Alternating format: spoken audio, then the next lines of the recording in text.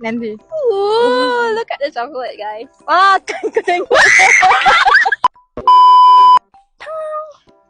Hello, guys. Boleh sama-sama, geng. Okay. 1, 2, 3. Hai. Ana, buat macam ni. Okay, Jangan tumpah-tumpah. satu, dua, tiga. Hai. So sekarang ni kita orang dekat. Mana baru Tak kita payah tempat. pun dekat-dekat. Sekarang ni kita buat YouTube. Okay, so sekarang kita orang nak Review. sama-sama kena ambil kita punya dulu.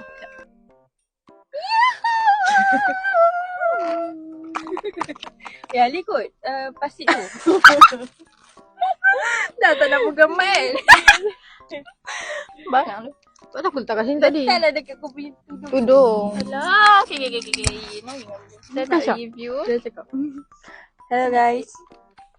Review cake Bella Moise. Lemah. Okay, dia tak ambil muka ni. Okay lah. Let's review. First, taste test. Taste test saya tak. Kau jangan cakap macam aku. Macam nak buka ni, tak nak kau tengah tangan aku. Wih, cantiknya kau punya.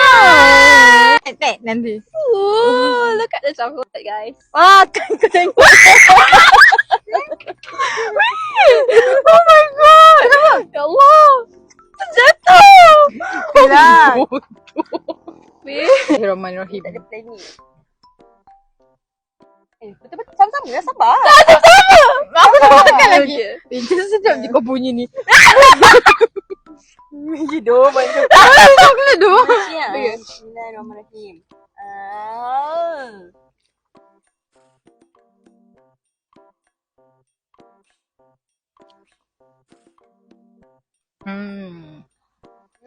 Masa dia manis dia macam Boleh sangat. boleh kan? Tak.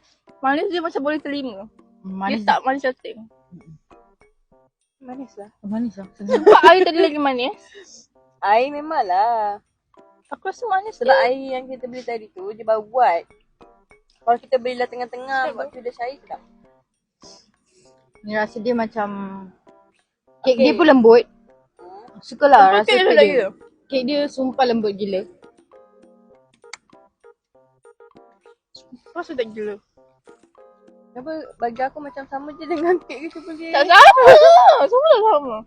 Tak sama kan? To be honest. Sama macam dekat pasar Melayu. Tak sama. Tapi for me RM15 besar macam ni okey lah. Berbaloi lah. Sebab coklat dia pun dia pakai coklat berries. Betul. Lepas tu dia pakai susu dengan whipped cream.